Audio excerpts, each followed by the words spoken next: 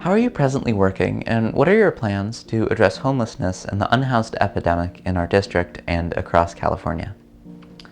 So it's such an important issue. And just yesterday, I was visiting a hospital, and we were talking about the social determinants of health and what they were doing to support that. And I got in my car from Oakland and drove from Oakland into Alameda and probably saw 150 people in their various encampments in the short distance.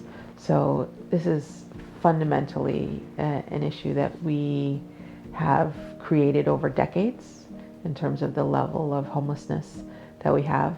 I believe that it's largely due to the high cost of living, and that we have not created enough housing and haven't preserved enough housing where people can continue to have a roof over their head. So a lot of the things that I talked about at the outset going into the assembly are still what I'm focused on now.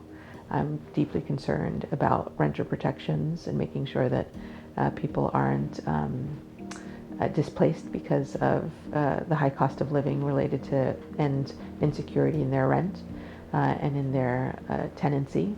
I'm deeply concerned with making sure that we're building more housing and that we're doing so in a streamlined fashion. I'm specifically focused on making sure that nonprofit organizations and faith-based organizations are able to build housing in their community so that people can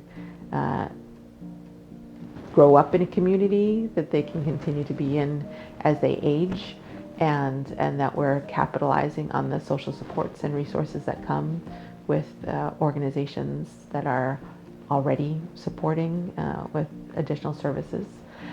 So that's really critical for me.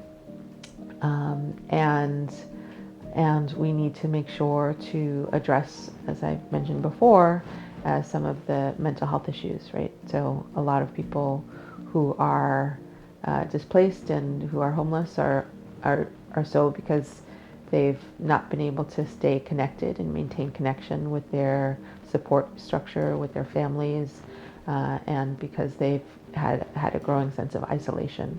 I think a lot of that comes from the fact that we've underestimated in our care network, and some of that has to do with the fact that we've underinvested in people's overall sense of health and mental health and well-being. So that continues to be something that I'll be focused on as well.